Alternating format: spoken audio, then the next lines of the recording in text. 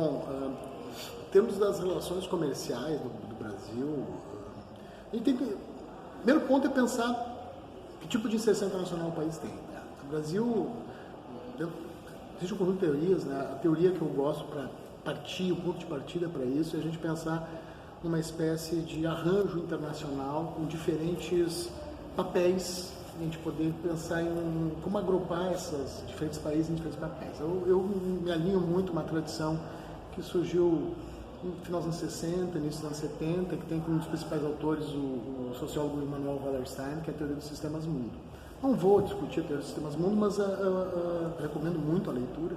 Mas o ponto que essa teoria indica é que a gente pode pensar no sistema capitalista internacional como dividido em três categorias, ou três grandes grupos de nações. A gente tem nações que seriam o centro do sistema, as nações centrais, basicamente que elas se industrializaram primeiro, têm uma condição privilegiada em termos de relações de troca que elas estabelecem com o resto do mundo. A gente tem as periferias, basicamente zonas mais pobres e que tradicionalmente se especializaram em exportação de produtos básicos e importação de produtos manufaturados e tecnologia. Essa, digamos, é a visão tradicional, né, centro-periferia. Mas uma inovação que essa abordagem de sistemas mundo coloca é a ideia de países que são semi-periferias. Países que detêm características que são, ao mesmo tempo, elementos do centro e elementos da periferia. O Brasil é um país que a gente pode pensar como um país semi-periférico. Ou seja, nós temos uma indústria pujante, grande, e a gente tem um setor de produção de bens primários também bastante relevante. É uma economia que tem as duas características, né? E a inserção dela se dá mais ou menos com base nessas contradições. Então, por exemplo, eu não friso tanto a questão da relação do Bolsonaro com os Estados Unidos, mas, por exemplo, nós exportamos muitas manufaturas para a América do Sul, para a América Latina. A gente estava num processo de aprimorar relações comerciais com a África. Ou seja, abrir espaço para exportações de maior valor agregado para esse país. A indústria automobilística brasileira vende bastante para a Argentina. A gente vende bastante equipamentos agrícolas para a Argentina. Então, esse é um elemento importante, ou seja, não descurar desses mercados. Em relação aos países centrais, a gente tem essa relação um pouco mais, com um caráter talvez um pouco mais periférico. A gente vende mais produtos primários. Nossa relação com a China também se situa muito nisso. Isso dado pelo próprio projeto de industrialização chinesa, pela concepção de desenvolvimento chinesa. Então nós exportamos para a China minério de ferro, soja, porco agora, com a crise do porco, com a praga do porco na China, cresceu muito a exportação de porco.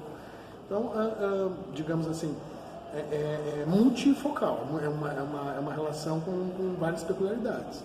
No sentido da crise entre os Estados Unidos e a China, essa disputa comercial, a princípio, o Brasil vai continuar exportando para a China. Entende? A China ela vai continuar necessitando no processo de urbanização, que ela está vivendo, esse processo de desenvolvimento que ela está vendo, de matérias-primas. Ferro, soja, alimentos, como eu mencionei no caso da carne de porco. Então, não acredito que tenha grandes repercussões, entende? Esse elemento mesmo porque, tradicionalmente, historicamente, a América Latina viveu sempre um alinhamento muito mais próximo dos Estados Unidos que com a China. É evidente que tem fricções, né? É evidente que é um momento diferente, é inusitado o que a gente está vivendo em termos de política externa brasileira, né? Eu me lembro de um momento na nossa trajetória que tivesse esse tipo de estratégia de política externa que está sendo externada, mas ainda acho que não, do ponto de vista econômico, me preocuparia muito mais mesmo, com as recentes declarações do governo em relação à eleição argentina, em relação aos parceiros comerciais mais próximos, principalmente a questão da Argentina. Então, a gente tem declarações recentes sobre o processo eleitoral que está transcorrendo na Argentina, feitas pelo presidente brasileiro, acho que podem gerar mais desconforto, mais problemas, do que propriamente alguma rusga com a China ou com os Estados Unidos. Entende? Eu acho que os chineses vão continuar comprando na medida que eles precisam de mercadorias, e as mercadorias têm preços atrativos e os brasileiros desejam vender. também o Brasil não vai deixar, e o setor do agronegócio, o setor exportador de mercados, não vai deixar de querer vender para os chineses. Então, a me parece que, óbvio, é uma fricção nova na economia internacional, né? Um momento de, talvez, como é que eu posso dizer, novo, porque tu tem um refluxo de uma defesa do livre comércio que, historicamente, os americanos, pelo menos nos anos 70, têm adotado uma postura muito acirrada em relação à defesa do livre comércio. Justamente os americanos estão invertendo essa narrativa, né? Isso é também uma coisa nova, um momento diferente. Mas eu não acredito que a gente vai ver esses impactos no balanço de pagamentos.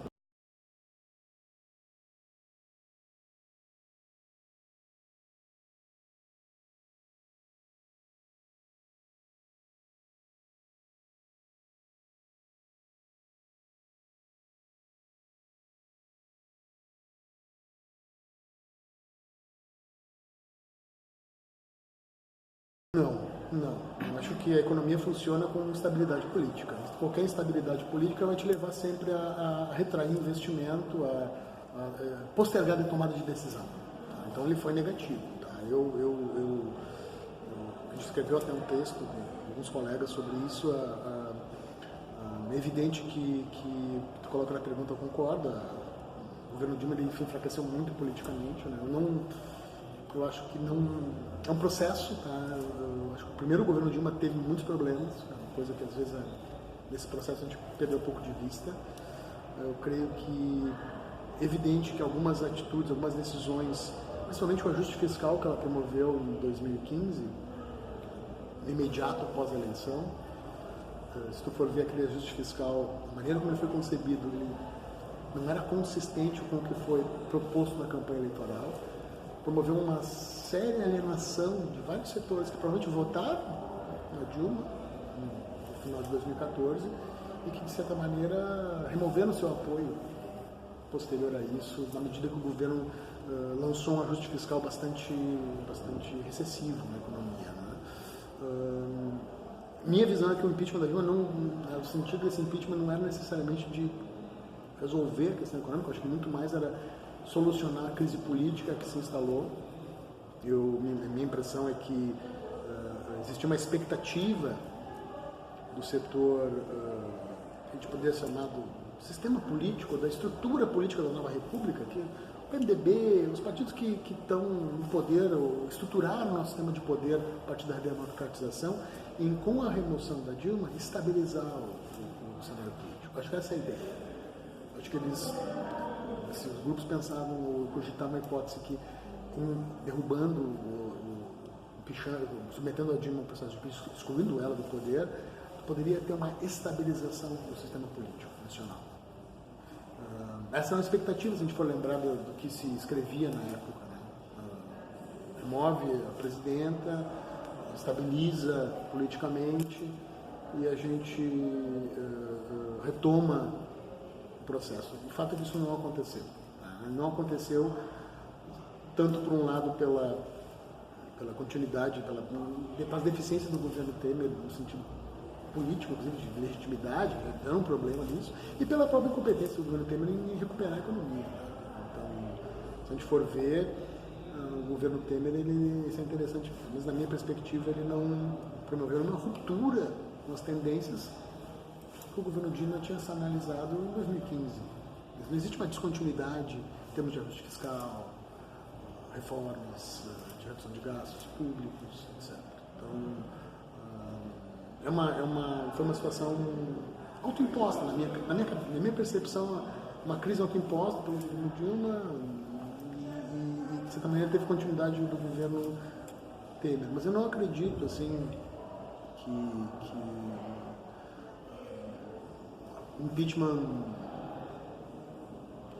colaborou. Eu acho que tinha expectativa de colaborar. Só que esse processo não se manifestou, não amadureceu.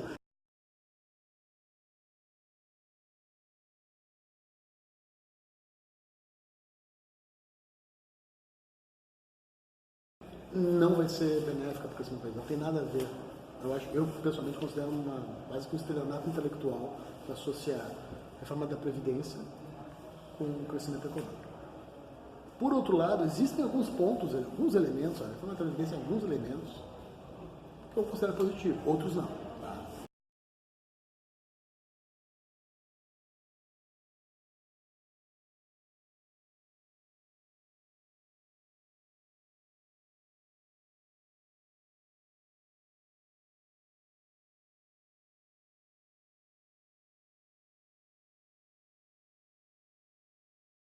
O aumento do salário mínimo, ou a década inclusiva, ela está baseada numa ideia, um fenômeno que aconteceu no Brasil, dada o boom das commodities, uma situação da economia internacional extraordinária, no início dos anos 2000, numa capacidade de compatibilização.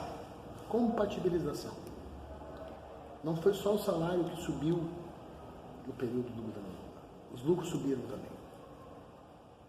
Lucros e salários subiram juntos, principalmente, basicamente até 2011. Os dados mostram isso. Isso permitiu uma conciliação, na qual subiam salários e subiam a taxa de lucro. A partir da mudança do cenário internacional, isso se inverteu. Na minha visão, isso é a raiz da crise que a gente vive, do colapso dos governos PT, etc. Tá? Então, o primeiro ponto é pensar isso. Os dois subiram. O que aconteceu quando essa conjuntura se inverteu? Se olha os dados, o salário brasileiro continuou subindo e subindo acima da produtividade do trabalho.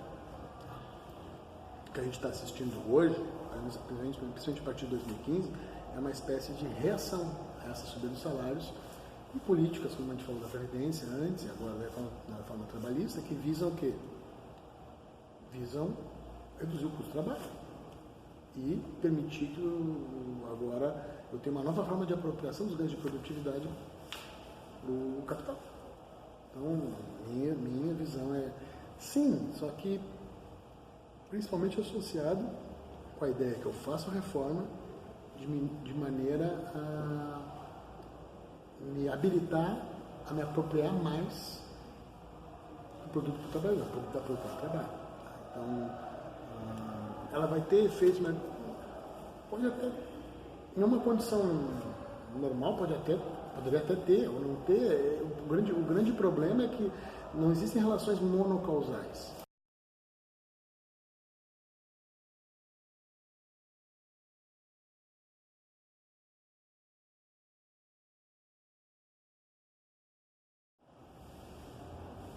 Se dilui no tempo, defasado, diferido no tempo, ao longo do tempo. A situação do emprego é uma situação conjuntural imediata. O que pode acontecer é aquilo que eu já te mencionei. Eu posso ter reforma, a partir da reforma, eu uso ela como ferramenta retórica que me permite tomar medidas anticíclicas. A primeira e fundamental seria modificar a PEC do gasto. E com isso, ter a possibilidade de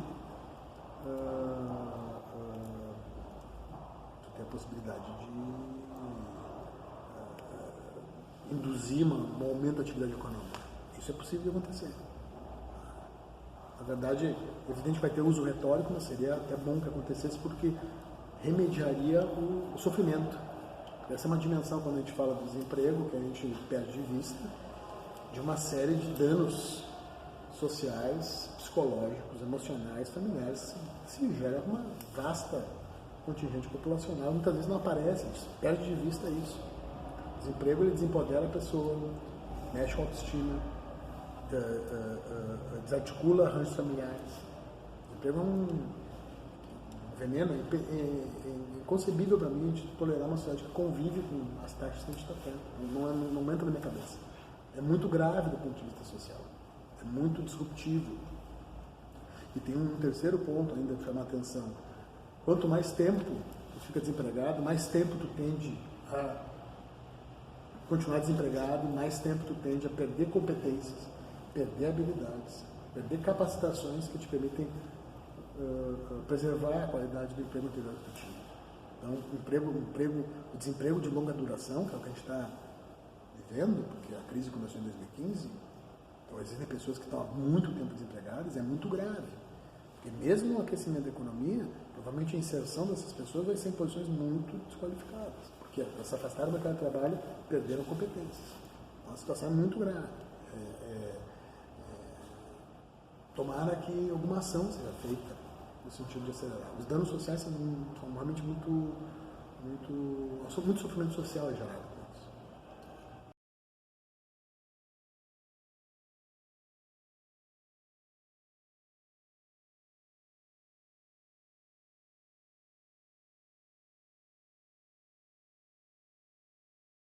A meta de inflação funciona, elas controlam a inflação. A inflação está em patamares controlados, é um instrumento eficaz para controlar a inflação. A grande questão é o custo associado a esse controle. Por quê? Porque o instrumento utilizado, que é a taxa de juros, ele tende a inibir o nível de atividade econômica. Então, o que vejo, assim, qual é a questão? A questão é qual é o foco, o mandato do Banco Central. Nos Estados Unidos, tu vai olhar o mandato do Banco Central, os Estados Unidos tem um mandato duplo. Ele tem que controlar os preços e preservar a taxa de emprego. Aqui no Brasil, não é esse o mandato. O mandato é só manter a inflação na meta. Eu acho que teria que reavaliar algumas questões associadas principalmente a nível de atividade. É muito complexo tu forçar uma restrição do nível de atividade, principalmente quando tu tem as causas da inflação são distintas às vezes. Às vezes tu pode ter situações de inflação de demanda, ou seja, eu tenho mais atividade econômica, capacidade produtiva, mais demanda de capacidade produtiva, e isso gera uma pressão dos preços. Isso é uma situação. Agora, tem situações associadas a choques de custo, que não estão associadas à demanda. Por exemplo, se tu tiver agora na hipótese de um conflito do Irã com os Estados Unidos no Golfo Pérsico, e que fecha o Estreito de Hormuz, que é o principal escoador do petróleo dos Emirados Árabes e daquela região do Iraque. Bom, o petróleo vai subir. Esse preço da energia vai subir. Esse preço da energia mais alto vai ser transmitido para os preços. Aí tu usa o juro, que é uma ferramenta que comprime a demanda. Tu vai usar uma dose de remédio ainda mais agressiva que a doença. Pode matar o paciente com remédio. Então, são questões, entende? O regime de metas, ele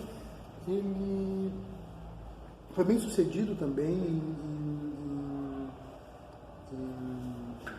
se articular com, digamos, com o estágio do capitalismo que a gente vive, entende? O regime de metas, ele te dá muita previsibilidade, principalmente para vistas de manutenção dos seus rendimentos. Tende a ter uma segurança com esse regime de metas, tendo a ter uma segurança de quais serão os rendimentos reais, principalmente os rentistas. Se eu tenho uma aplicação, um juro nominal de, sei lá, chutar aí, que seja 8%, e minha taxa de inflação é 6,5%, eu sei que eu ganho 1,5% real. Interessante. E isso permite com que tu tenha bem claro para a sociedade qual é a taxa de lucro mínima. Porque, digamos, qualquer empreendimento que eu faça, eu vou comparar com o lucro real que eu obtenho no mercado financeiro. Então, ele é funcional. Principalmente para o funcionamento de uma economia financiarizada, com muito rentismo, etc. Agora, a custa disso é a redução do nível de atividade. Provavelmente vai ser uma perspectiva bastante, sei lá, não é a visão dominante, mas teria que pensar em como permitir mais instrumentos que não fossem não tivessem tantos efeitos recessivos na economia. O problema do regime de metas é esse.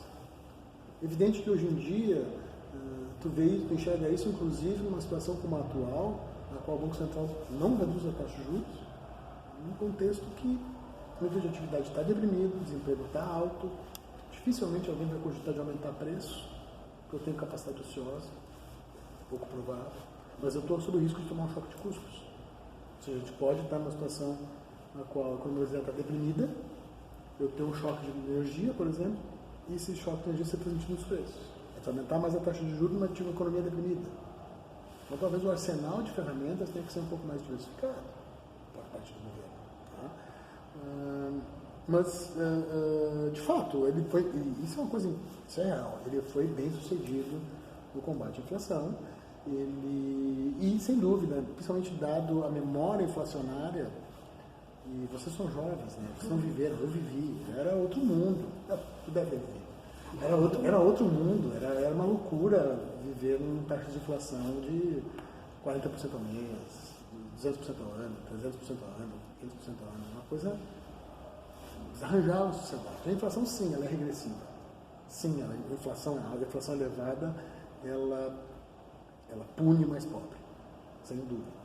Então é evidente que tu tem que ter uma gestão que te gere uma taxa de inflação minimamente adequada, no sentido de não deprimir a atividade econômica, o combate à inflação que deprime a atividade econômica, e não, por outro lado, não permitir efeitos muito regressivos. A inflação ela é um imposto e ela ataca e fere principalmente os mais pobres. Então não é uma questão de... não existe uma questão de defender a inflação ou ser contra a inflação. A questão só é que a gente tem que encontrar um ajuste fino que permita estabilidade, equidade distributiva e crescimento. E na verdade isso é difícil, mas países que são bem sucedidos eles conseguem isso. Então, essa é uma questão e o debate recente que eu tenho visto está muito centrado também nessa discussão sobre essa lógica do sistema de metas e dos limites ao crescimento que o sistema de metas tem imposto para a economia brasileira. Mas é isso, funciona. Funcionar, funciona.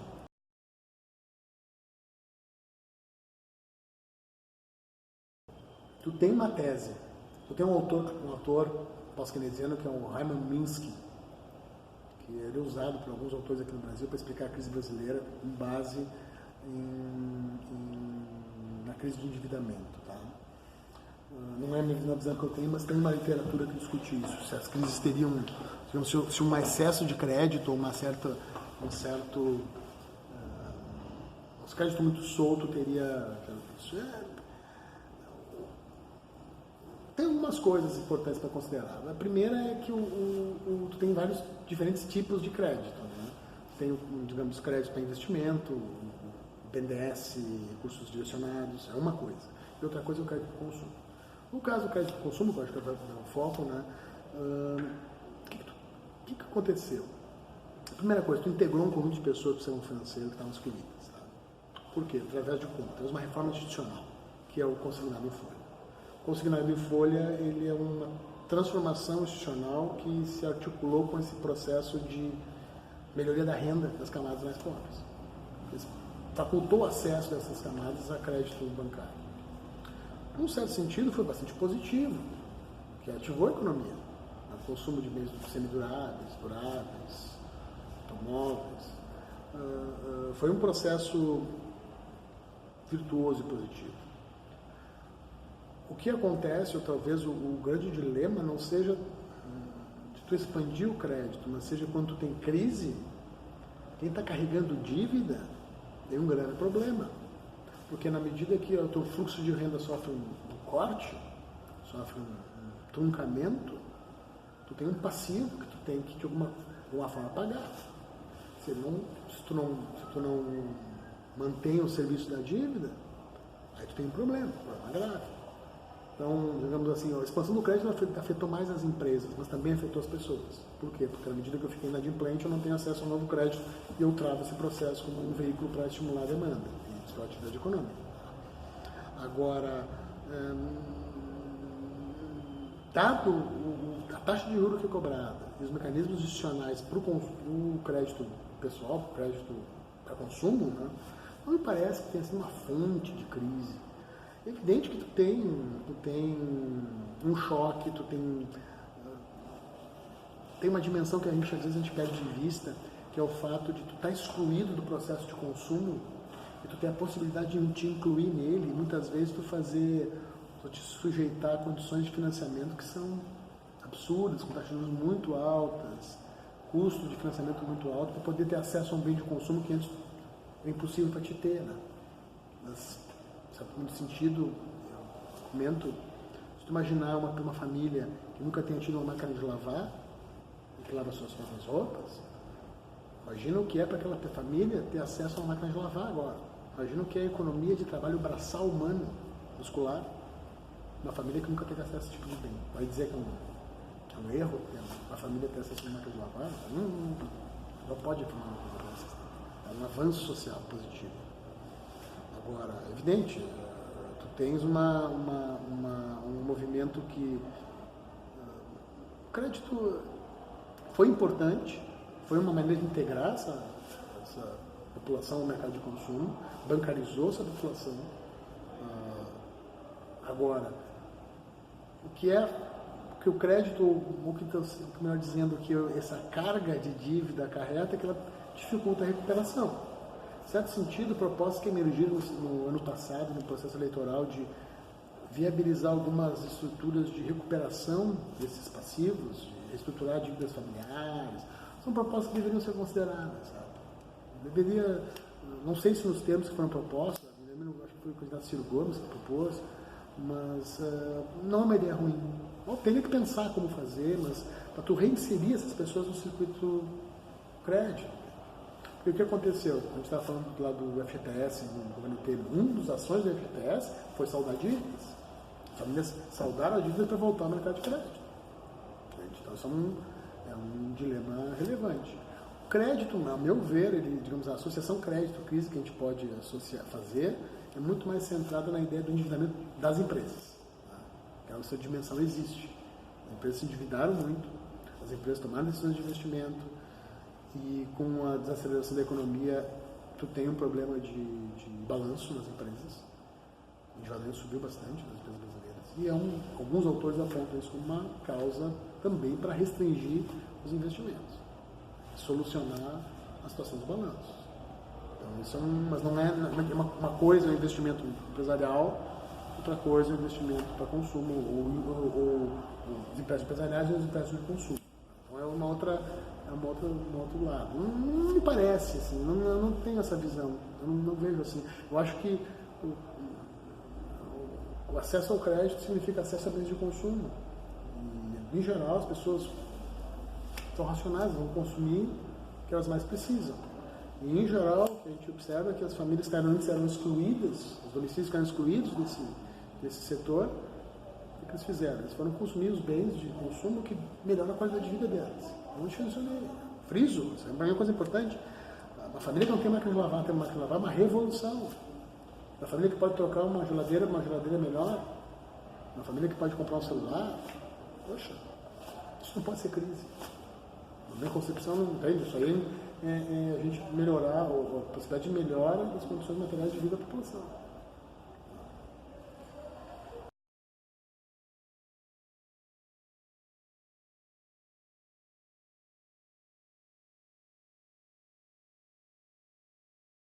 Isso é a ideia do crowding out. Depende, acho que não, no geral não, mas pode ter situações que sim. Tá? A ideia do crowding out, qual é o problema dessas análises? Essas são análises agregadas. Tá? Depende, tu pode ter situações de crowding in do investimento privado. Do investimento público do investimento privado. Eu posso construir uma estrada e isso viabilizar um empreendimento na empresa.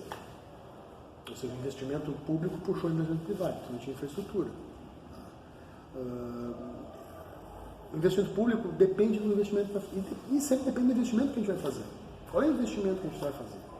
A gente vai construir assim, e aí eu sou muito crítico, tá? Muito crítico. Se a gente construir estádios de futebol, bom, qual é o resultado? Qual é o crowding in de investimento privado? Fazer uma loja para vender sorvete. Agora, se eu botar infraestrutura em estradas, por exemplo, se eu melhorar a mobilidade urbana, e fizer metrô na cidade, é melhor eu fazer um estádio ou fazer um metrô? Então, eu não me posiciono assim, tanto estado positivo, estado negativo, estado positivo. A questão é qual o investimento que a gente está falando. Então, talvez um programa de investimentos em estádios, talvez não precisasse ter sido feito. Poderia seguir um modelo parecido com o da Arena, o Grêmio, parcerias privadas. Talvez tenha deslocado mesmo esse tipo de investimento, poderia ser rentável, não sei.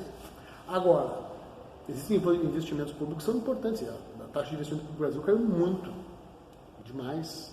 Tem recuperação com a taxa de investimento público. Ok, estrada, porto, escola,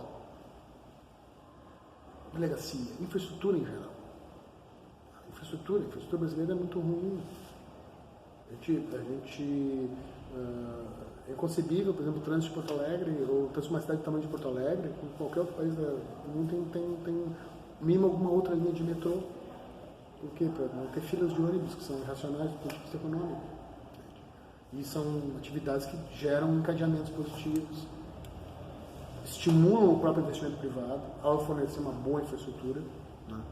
Então, fazer uma estrada. O caso aqui no Rio Grande do Sul tem o caso clássico da estrada que liga Gravataí a Viamão. A estrada está há anos, não sai, não acontece, né? Ligando cidades importantes com atividades econômicas relevantes, ferrovias ligando o interior do país para escoar a produção de soja de maneira mais eficiente. São investimentos bastante importantes para o setor público fazer. Então, qual investimento, na minha concepção, é uma questão bastante importante. Que tipo de desembolso? Por quê? Porque uma coisa é o investimento público gerar efeito de demanda imediato. Então, qualquer coisa que construir vai gerar demanda do setor público, né? Eu vou contratar pessoas, etc. Outra coisa é qual o resultado desse investimento para os ciclos produtivos subsequentes, os períodos futuros. Né? Friso para ti, uma estrada geraria muito mais efeito, talvez estimulando o investimento privado posterior, do que o estádio de futebol. Certo? Então, qual o investimento? Isso é uma questão que às vezes a gente se perde um pouco de vista. É evidente que é necessário investimento. É necessário. Principalmente em infraestrutura, talvez em algumas outras atividades complementares à iniciativa privada, questão da saúde, hospitais, infraestrutura hospitalar. Tem uma série de possibilidades de investimento público relevantes para a gente pensar. Então, não acredito que ele ocorra um crowding out, não acredito que ele exclua. Agora, existem situações nas quais o investimento público tem que ser racionalizado e pensado em diferentes alternativas. Então, talvez tenha setores que o setor público não deve investir mesmo. Tem outros que ele tem que investir. Vou tirar outro exemplo de investimento efeito, não existe crowding out, não vai existir crowding out em prisão. O sistema prisional norte-americano que é privatizado não funciona, é ruim, é ineficiente. Presídio é uma questão, presídios civilizados, né? Presídios minimamente não medievais. Né? No Brasil, o nosso sistema prisional é medieval, sistema do século XIV. Precisa disso. Quem vai fazer? Investimento público. Escola tendo pedaço, escolas deterioradas, investimento público. E aí tem outras questões também, que é a diferença entre os entes federais, os entes estatais que investem. Investimento municipal, estadual, federal. Também tem peculiaridades.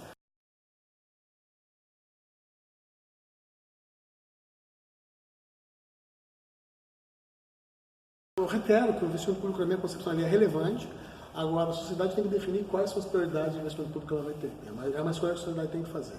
Tipo de investimento público. Por exemplo, existem outros que eu não mencionei. Porta-aviões, armamento do exército, é um investimento público.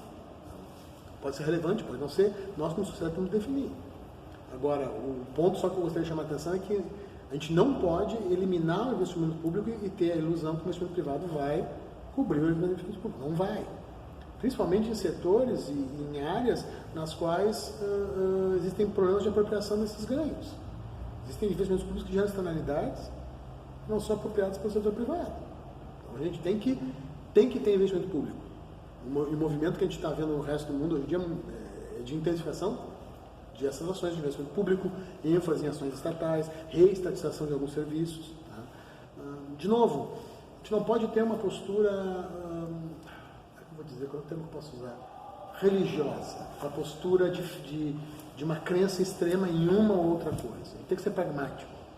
A gente tem elementos que o Estado tem que fazer, ele deve fazer e que ele faça. Elementos que talvez não sejam relevantes para o Estado fazer, que o Estado não faça, que a iniciativa privada faça. Eu friso, é meio chato isso, mas eu friso que o episódio dos estádios da Copa do Mundo uma questão que esse tipo de investimento em algumas coisas são questionáveis. Tem que pensar que tipo de desembolso a gente quer como sociedade. É evidente, eu acho que a gente concorda que a gente quer melhor educação, melhor saúde, melhor infraestrutura, mobilidade urbana, segurança. Segurança no sentido de ter estratégias de recuperação dos presos, isso, com condições dignas. Então, eu acho que esses elementos assim, associados ao investimento público não vão ser substituídos. Agora, depende da situação, mas acho que não é uma ilusão imaginar que tu vai prescindir da decisão de investimento do Estado para uma economia. Isso aí é ficcional, não existe.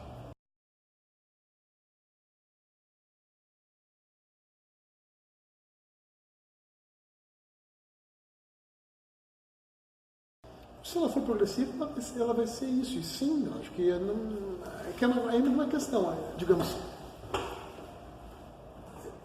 depende de como é que tu gasta, né? Na verdade, tu não distribui, a distribuição de renda não vai estar associada de como eu recolho, ou de como eu desembolso.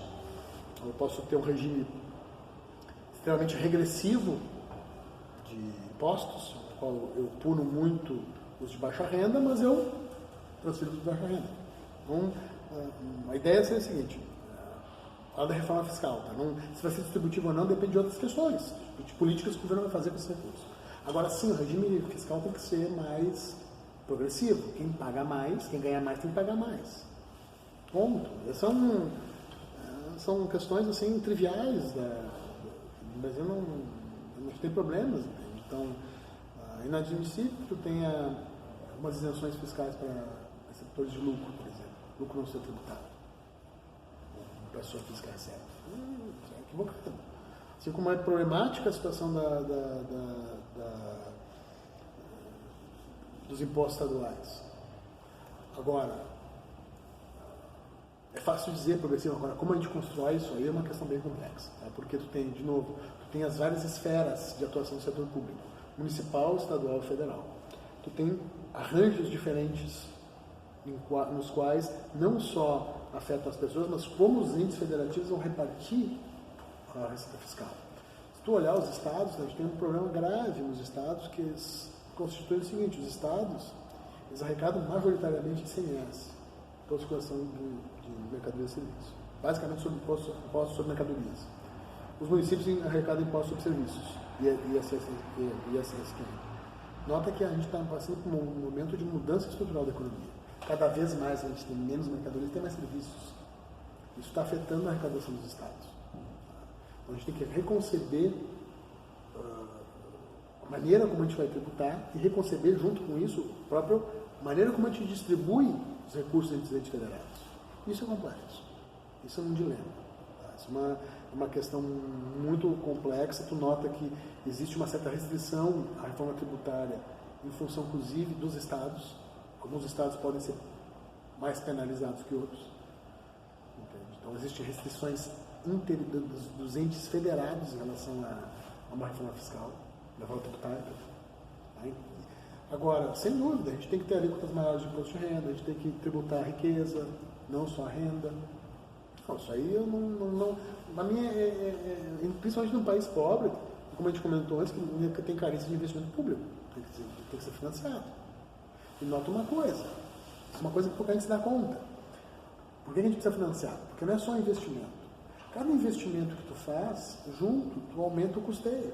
Então, se eu construir um hospital público, meu dispêndio não encerra quando eu construir o hospital, né? Eu vou ter que botar o médico, vou ter que botar a enfermeira, vou ter que pagar a luz, etc. Vou ter custeio social. Então, como fazer isso de maneira saudável? É necessário fazer uma reforma fiscal. Eu queria colocar mais uma coisa, que também tem que ser dita, também, dizer as coisas, né? A porcentagem do setor público, por exemplo, é muito baixa. Então, a gente fala muitas vezes nessa polaridade, mais ou menos recursos para o Estado. Então, acho que o Estado tem um papel relevante e importante a desempenhar na economia. Agora, no caso da nossa sociedade, a gente tem que pensar seriamente em melhorar a produtividade do Estado. Melhorar a qualidade do trabalho que o Estado faz, melhorar a performance dos servidores. Não no sentido de punir os servidores ou de vilanizar eles, não estou dizendo isso, mas eles trabalham melhor, de maneira mais produtiva, mais tecnologia, mais capacidade de um servidor produzir mais bens públicos para a população. Esse é um dilema que a gente tem, porque como o nosso debate ele está muito centrado em ou acaba com o Estado e a oposição disso é manter o que tem, a gente não se dá conta que o desafio qual é? Não é manter o Estado que tem, nem acaba com isso, mas é qualificar ele, é avançar. O debate não está centrado nisso. O debate está centrado em destrói ou mantém o que tem. Teria que ser um patamar superior, mais produtividade, mais eficiência. Por exemplo, tu vai em alguns serviços públicos, experiência muito comum, né? Nas várias esferas. É demorado, é ineficiente, a informação é confusa, vai e volta, tem burocracia. Junto com isso, a questão tributária que tu te refere, além da questão de progressivismo, de tu realmente fazer com que quem ganha mais pague mais, a questão relevante da reforma tributária, também às vezes passa batido, é a questão do custo de transação para arrecadar os impostos. Ou seja, a reforma tributária também é racionalizar. Quem já teve contato com uma empresa, no setor que é responsável por isso, o custo que uma empresa incorre para recolher impostos, para fazer os procedimentos, para fazer os registros, é muito alto. Então, além de sim ser progressivo, além de sim quem ganha mais paga mais, também racionalizar para me fazer poder arrecadar mais fácil. Eu quero pagar os impostos, eu quero pagar de maneira mais fácil. Então, tem uma série de impostos diferentes, uma série de burocracias associadas que deveriam ser utilizadas. Para aumentar, inclusive, a produtividade. E para tu pode manter ou aumentar a arrecadação, talvez até preservando ou reduzindo o custo da empresa de transação para essa arrecadação. É uma coisa para se pensar. A ideia é que, olha, mas conversando com pessoas das empresas, tu nota muito isso. As pessoas têm muita... Não é só o patamar do imposto, só que, inclusive, é a forma de arrecadar os riscos associados de cometer um erro. Então, e principalmente para os pequenos negócios, né? Por quê? Porque uma empresa grande eu tenho condição de inserir uma estrutura, agora um pequeno negócio, uma pequena loja, um pequeno empreendimento, o ônus para esse empresário também cresce. O país avançou, há que ser reconhecido, o país avançou no MEI, simples, avançou. Eu acho que a gente pode tentar pensar em avançar mais numa reforma dessa. Agora, uma reforma tributária necessária, claro que é. Então, o sistema fiscal está defasado. O sistema tributário ele precisa ser aprimorado, precisa ser modernizado. Isso é independente de qualquer... Isso é interessante, independente de qualquer visão de mundo, alguma reforma precisa. Agora, a grande questão é qual visão de mundo vai informar a reforma real que vai acontecer. Então, isso aí é uma coisa que a gente tem que estar atento. Agora, sim, ela pode ser favorável à distribuição de renda na medida que ela seja progressiva e ela, de fato, ela insista em tributar mais quem tem maior capacidade de pagamento.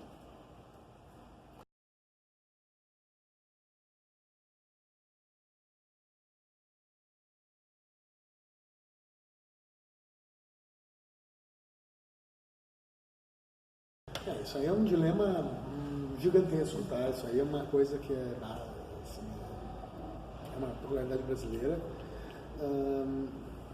A primeira questão é a estrutura oligopólica que vocês apontam. Então, eu concordo. O oligopólio ajuda a essa manutenção de altos spreads. Tá? Acho que ocorreu uma tentativa de jogar para baixo os spreads. Aí é muito interessante porque no governo Dilma se tentou usar os bancos públicos, Caixa e BB, para reduzir os spreads. Não foi bem sucedido, isso é interessante. Os bancos optaram por não emprestar. Isso implicou que o Banco do Brasil e a Caixa Federal aumentaram o share de mercado. Com a crise, eles devolveram esse share de mercado para o setor privado, mas, de fato, não foi... Interessante pensar, não foi por aí, né? Não foi por esse canal, apenas naquela conjuntura, talvez tivesse tido mais tempo, difícil dizer, né? Mas não aconteceu. Então... É uma situação muito complicada. Eu creio que tem umas questões de regulação importantes. Nesse aspecto, assim, eu sou meio fora da curva, mas eu acho que o setor bancário tem que ser muito mais regulado. Tem que ser mais regulado. tem que pensar em alguma forma de indução, talvez exógena, de redução desses spreads. O argumento dos bancos sempre vai ser do risco, e sim, existe um risco, né? Existe risco na imprensa. Os bancos, tem que sempre olhar o balanço, né? Os bancos brasileiros têm uma interessante provisão para crédito de liquidação duvidosa, porque, dada a inadimplência, eu tenho que usar modelos estatísticos para criar uma reserva, eu vou jogar esse custo, essa reserva no preço do empréstimo que eu faço, para fazer frente à inadimplência. Mas talvez, essa é uma discussão que a gente tem tendo, talvez a fonte dessa mudança dos spreads no setor bancário brasileiro não venha nem por aí, seja a própria tecnologia, tá? Com as fintechs, as estratégias de crédito mais atomizadas, essas financeiras eletrônicas, talvez por aí eu possa abalar ou reduzir os spreads, principalmente, digamos, com a medida que tiver um aprendizado no uso dessas tecnologias. Tá? Agora, é difícil porque o setor bancário brasileiro é muito pequeno e ele é muito, e tem uma questão também, ele é muito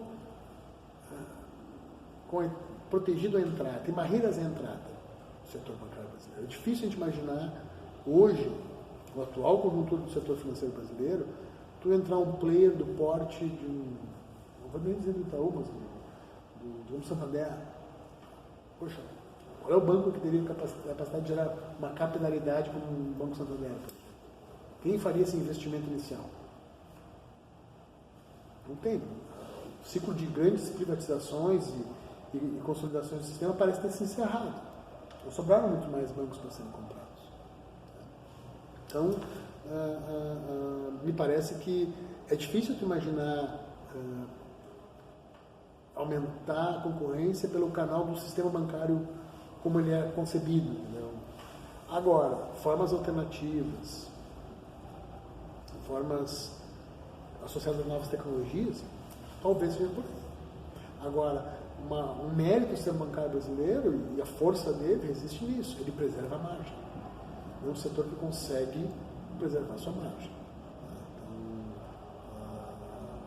Então, é impressionante a capacidade dos bancos de preservar os prédios, preservar a rentabilidade deles. Né? É evidente que existem aspectos institucionais. O setor financeiro é um setor relevante e poderoso, e se empoderou ao longo das últimas décadas, mais ainda. Então, parece que tu tem algum conjunto de restrições que impedem essa queda e não me parece que tu tenha condição de modificar isso. Estava me lembrando aqui, em geral, se for ver, não sei se você não deve conhecer, mas em microeconomia a gente tem alguns modelos de oligopólio.